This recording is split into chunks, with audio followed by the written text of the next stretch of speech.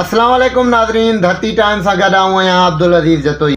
तहरीक लबैक पाकिस्तान पारां महांगी बिजली गैस ऐं गैरलानिया लोड शेडिंग के ख़िलाफ़ मेमन ॻोठ जे मुख्य चौक खां अवामी प्रेस क्लब मलीर ताईं रैली कढी महांगाई ख़िलाफ़ सख़्त नारेबाज़ी कई।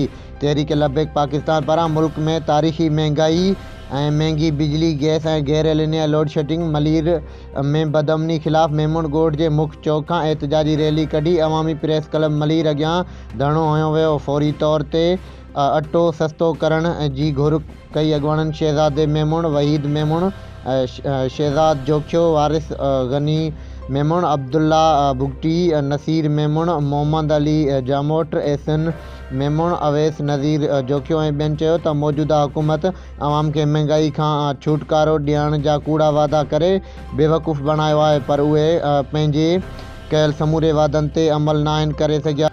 हुननि चयो त हुकूमत गोदाम में पियल ख़राब कणिक जो अटो अवाम खे सस्ते रेट में ॾियण जी नाकाम कोशिश करे रही आहे ऐं साफ़ अटो पंहिंजे मनपसंद माण्हुनि खे ॾेई रही आहे।